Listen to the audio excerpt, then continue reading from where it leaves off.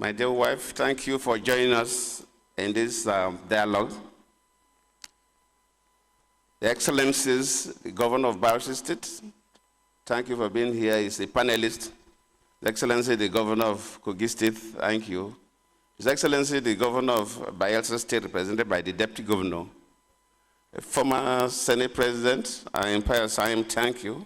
Let me especially appreciate our keynote speaker, His Excellency Professor Abdullahi Batili. Thank you for coming to lead us in this dialogue series. Very senior government functionaries are here with us. I wouldn't want to bore you by reciting all their names that have been already announced by the Master of Ceremony. There are 7 members of the National Assembly, former members of the National Assembly here with us, a number of former ministers that are here with us, and very senior citizens. Thank you. This is the first of a series of the what we consider as dialogue series that the Goodluck Jonathan Foundation want to make it an annual event. And of course, the focus of the foundation is built on 3 key areas that are interrelated.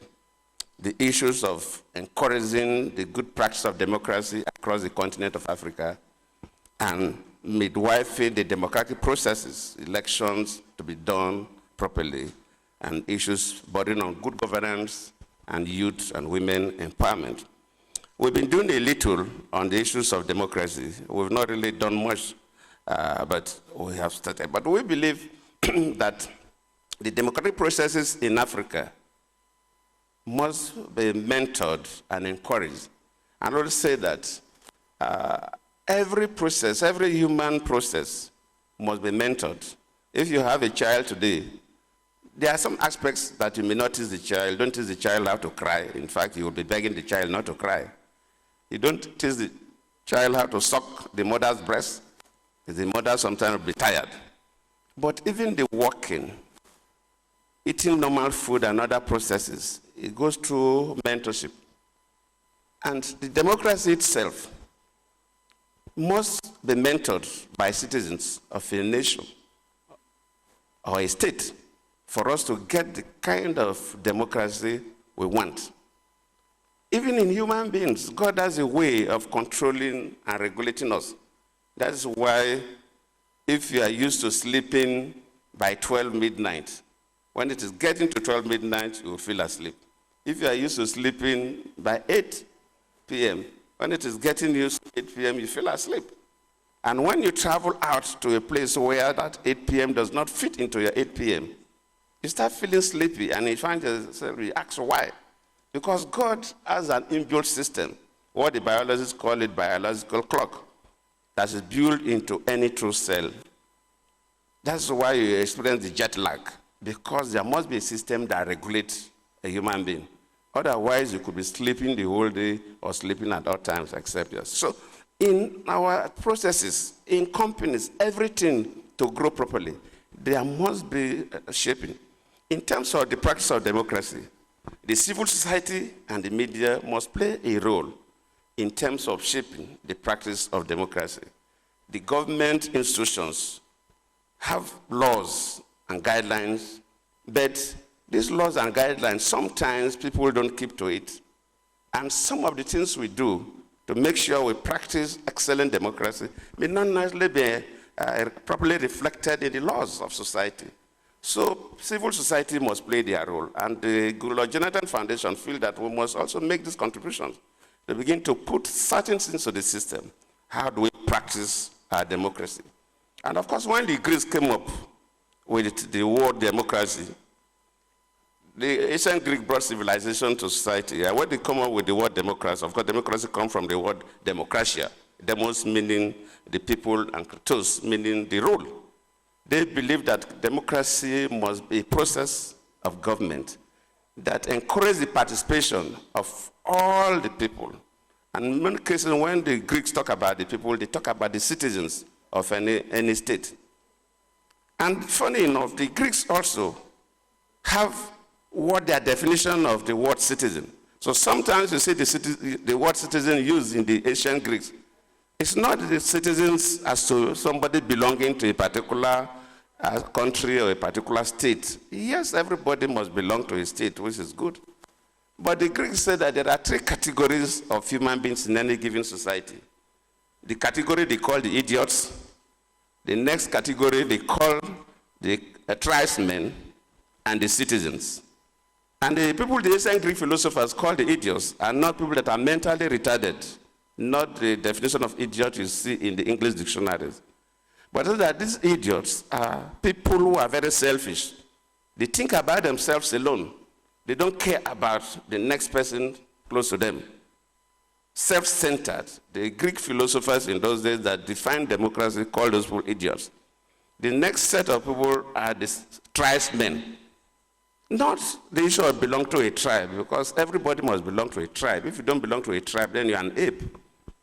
But the tribesmen are people that see their tribes alone. They don't see anything good in any other tribe. Your tribe alone cannot make a nation. So you must begin to see a little more than your tribe in all the things you do. And of course, the people the Greeks call citizens are those people that believe are very rational. They accommodate the interests of everybody. Even if they are driving on a road, they mind the other road users. Other people who are driving, the cyclists, the pedestrians, those who are crossing the roads. Those are the citizens, the Greek philosophers, the group of people the Greek philosophers call citizens. And they believe that to practice democracy, everybody must be involved. So the Goodluck Jonathan Foundation believed that we must introduce some dialogue series, and we will get professional, competent, experienced people from all over the world to come and have a conversation with us. How do other countries practice democracy? We must emulate others. And it's not just about Nigeria, but in Africa. Some countries are doing better than others.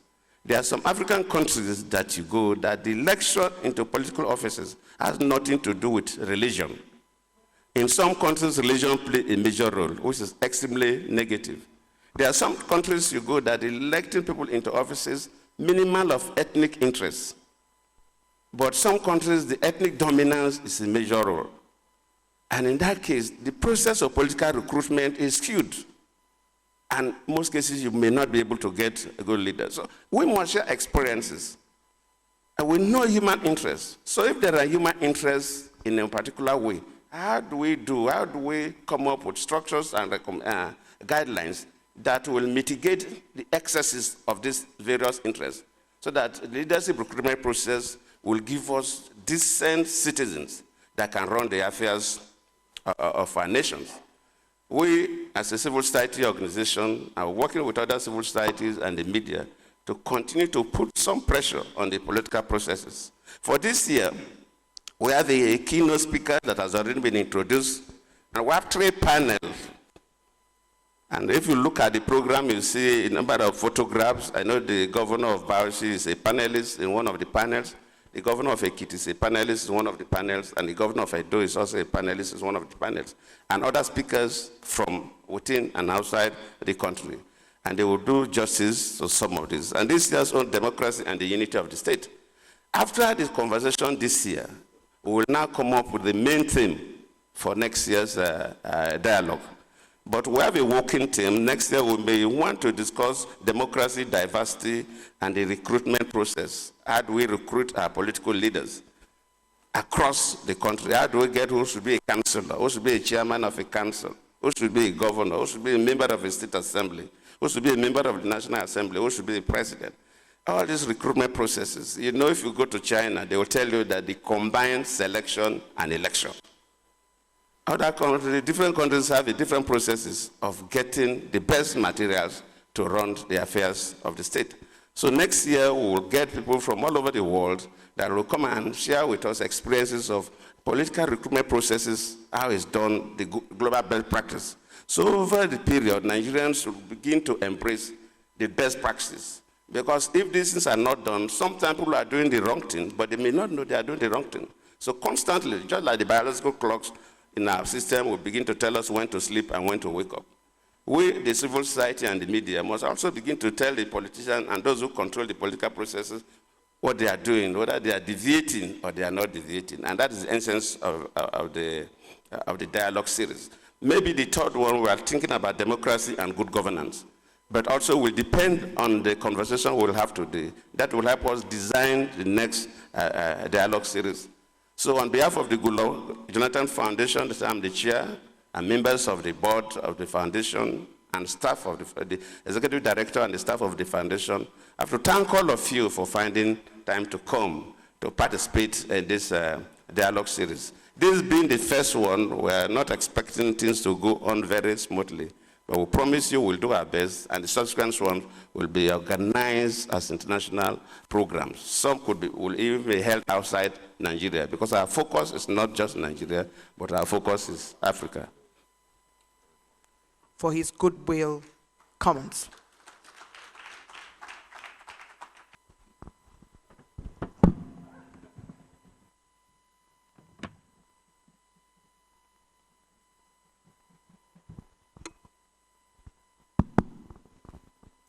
Your Excellency,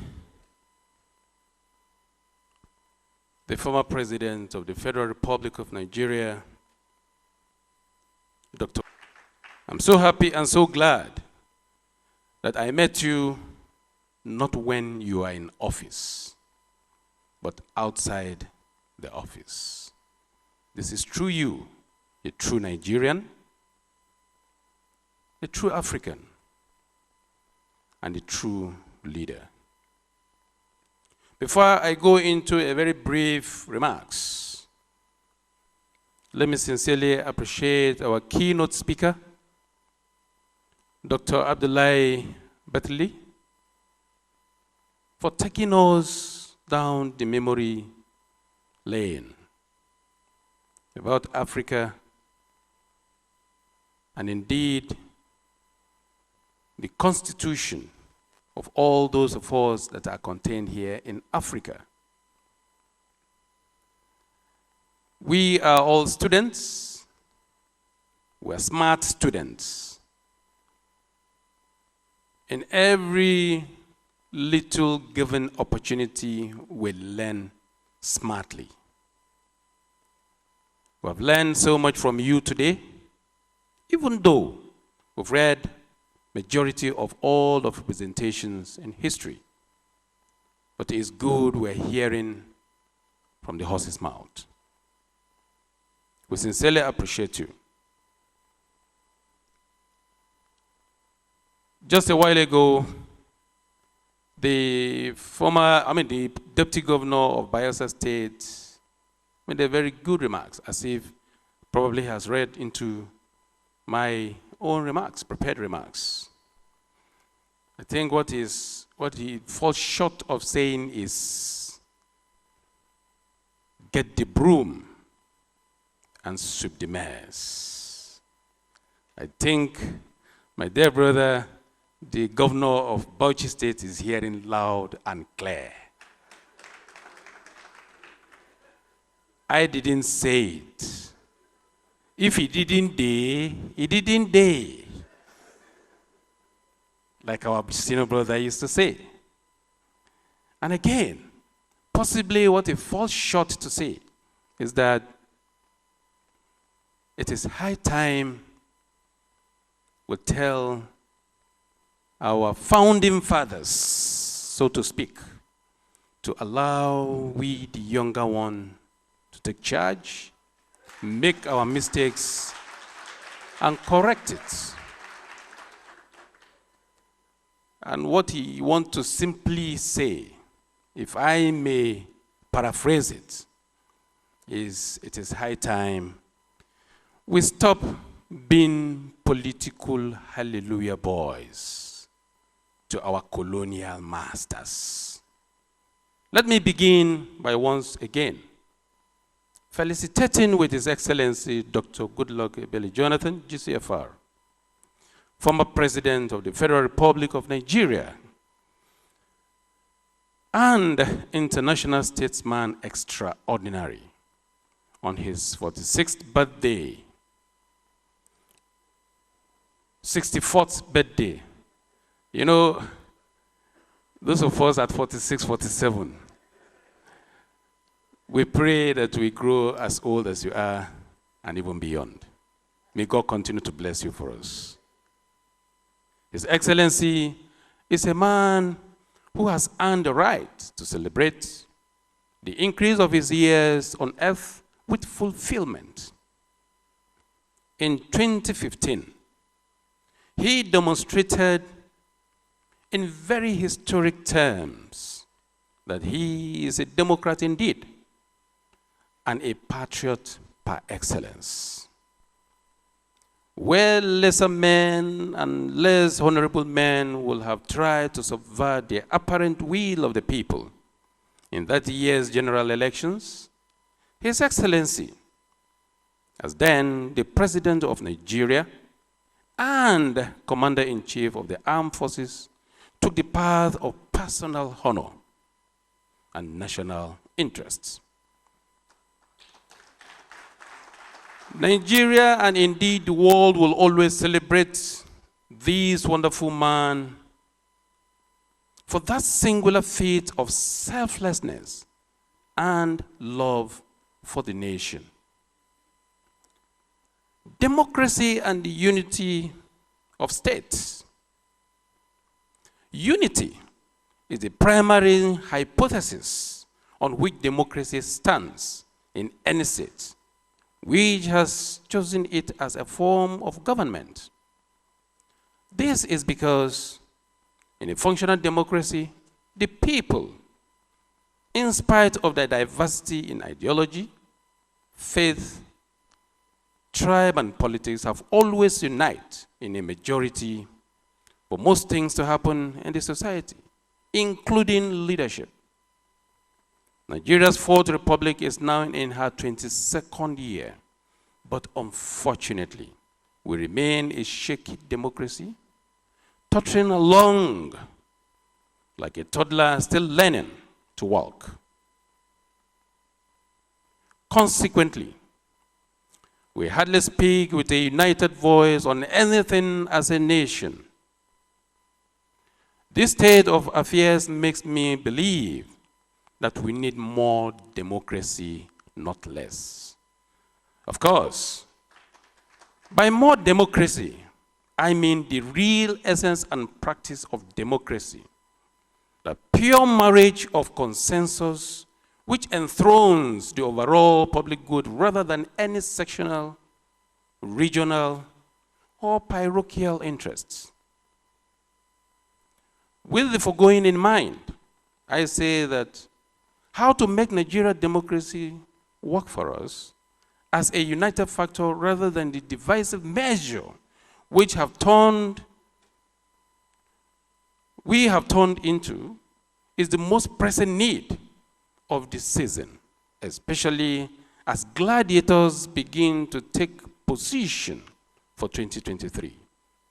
Your Excellencies, distinguished ladies and gentlemen, I declare one Nigeria must quickly come to mean more than it currently does to the average citizen, or we risk losing more than we bargain for as leaders and those we've been led. For the records, my concept of a united Nigeria is not one where everyone is held down by force or fear, but a nation which guarantees all citizens security, unity, and peace. It must be equitable and allow everyone to thrive on his own merits. Tribe, religion, and class must not be used to discriminate against or marginalize anyone, and civics must encourage cooperation and integration as a cardinal tenet of citizenship. We have to start substituting place of residence for place of origin and finding ways to immediately and brutally punish corruption in private and public spheres. Our politics and leadership must transform into a service that measures the quality of life is highly despite social status, while essential goods and services are affordable. Our local jobs market must deliver jobs to people at the level of learning, skills, and experience. The nation must have economic stability and be a family-friendly place where parents can raise the next generation well. We will require income equality, especially across the genders. A united Nigeria will thrive on political stability and social security. It also goes without saying that the quality of the public education system and that of the public health system must be high. Both must deliver free to affordable services. It is only then that people will belong because they want to, not because they must. It is to these ideals that I have committed my leadership to achieving in Kogi State. And while we have not yet arrived, we have definitely journeyed a good path of the way. Kogi is the emerging paradigm for the cooperation and integration as a basis for citizens. As a basis for citizens, cooperation, coexistence instead of the previous divide and rule tactics with which failed politicians, failed leaders harmed citizens in our past. It is a paradigm we hope to expand and export to larger Nigerian society, Africa, and the world as we march into the future while building an increasingly peaceful and prosperous Nigerian society. If I may paraphrase from here, if you look at Africa, Nigeria is the trigger of Africa. It means if Africa must save herself from colonial slavery and neocolonialism, Nigeria must rise up. And as God will have it, we are taking that step right away. Democracy and unity of states is a timely theme at this moment in Nigeria's democratic journey as a nation. The Goodluck Jonathan Foundation and her continuing work in democracy and good governance must be commended for again demonstrating uncanny understanding of not just the state, but also the mood of the nation. Thank you, and God bless all of you.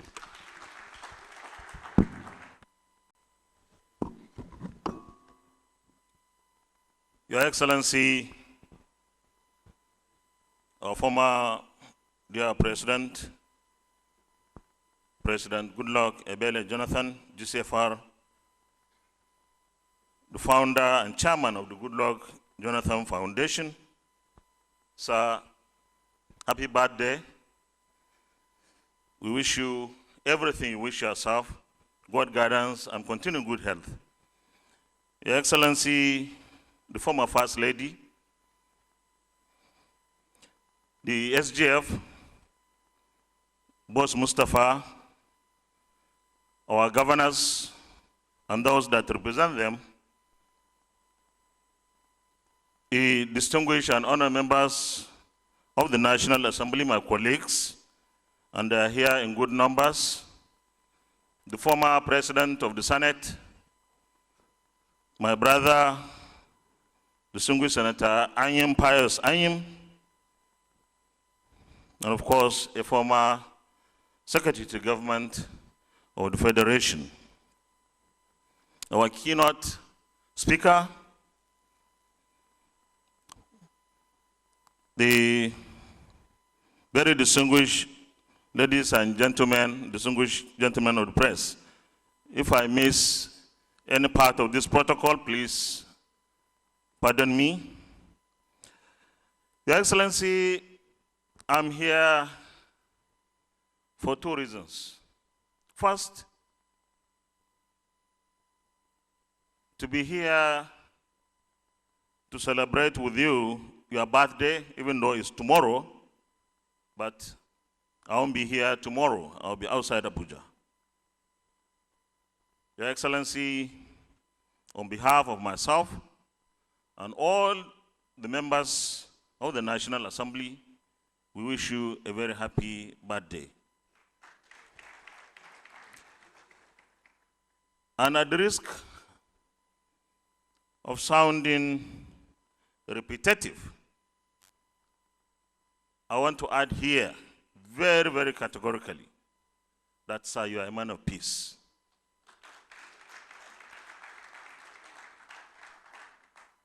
My brother, Senator Origi Ford, the Deputy Governor of Bello State, tried to own you, even though he decided to concede a little bit of it to the rest of us. But one thing is clear. Sir, you believe in Nigeria, you believe in the unity of this country, and what can be more testifying is your engagements outside office. After you left office in 2015, you have decided to work for the unity of this country, to work with the leadership of this country, to ensure that Nigeria remains united, that we remain focused as a people, and of course, what can be more apt than what we have here today? The theme of today's dialogue, democracy and unity of the state. It may be Pan-African, but charity begins at home, sir.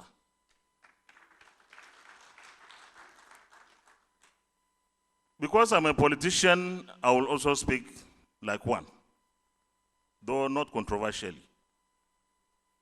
Sir, there are many of us here who are not of the PDP group or party. And to me, it's a clear testimony of one fact, that you are a uniter, that we believe that you mean well for this country, and it is so. And for those of us who believe that, we will always identify with you and your cause. Your Excellency, the political class, distinguished ladies and gentlemen, as far as I'm concerned, it's a clan. It doesn't matter which political party you belong to. It's a clan. And that clan must ensure that we continue to unite, we continue to engage to make this country better. It doesn't matter who is in the office, because we have to have a country in the first place before elections would be conducted. But what you are doing, Your Excellency, is to show example of what our leaders can do outside of office after their service. Only God knows what will happen tomorrow, but you have given a very good account of yourself. When you were president, I was in opposition. So I supported many of your policies. And of course, I opposed those that I felt I should oppose. So my belief is, and many of us out there, you have demonstrated very clearly that this country can be great. How? It can be great if this clan of people in Nigeria, the political class, decides to be selfless, decides to be honest. And I would like to make reference to a statement by our keynote speaker, Professor Abdullahi Bathily. When he concluded his address by saying we need a peaceful and strong Nigeria. That's true. How do we achieve that? We can achieve that if we continue to have this kind of leadership. Whether in office or out of office, we have that responsibility, that obligation to give Nigerians the sense of decent citizenship, wherever they are, whatever they are, and wherever they choose to be in this country. I like the analogy given by the Deputy Governor of Bello State, Senator Rujefo, when he likened the marriage or the wife and the husband has been coming from the same different places. The only thing I will add here is that when you have a marriage bedeviled by suspicion, mutual suspicion, that marriage is likely to suffer a bit. What we need to do is to behave like you, sir. Be as open as leaders.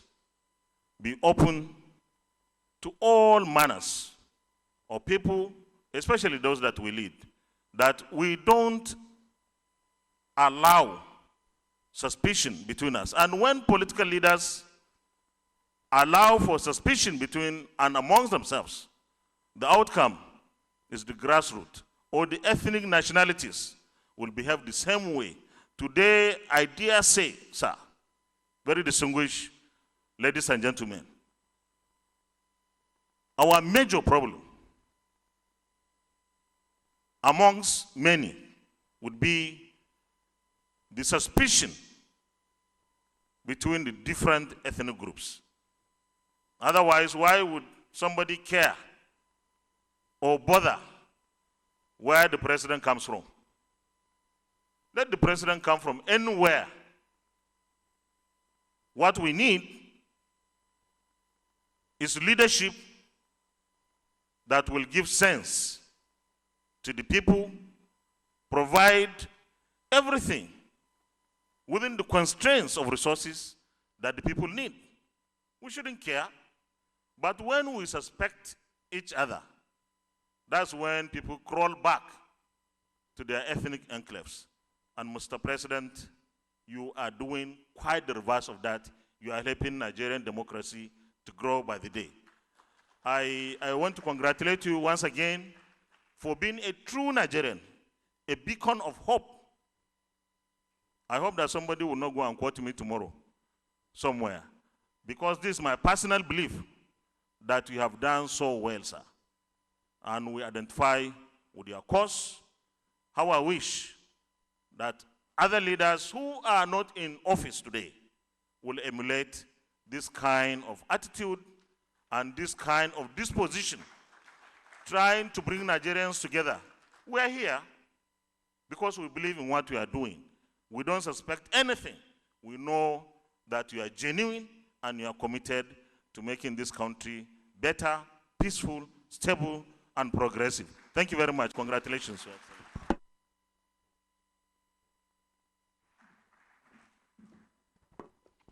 His Excellency, the Senate President, Distinguished Senator Ahmad Ibrahim Lawan, PhD, CON, Sadaunam Badde, and Ganwan Kebi.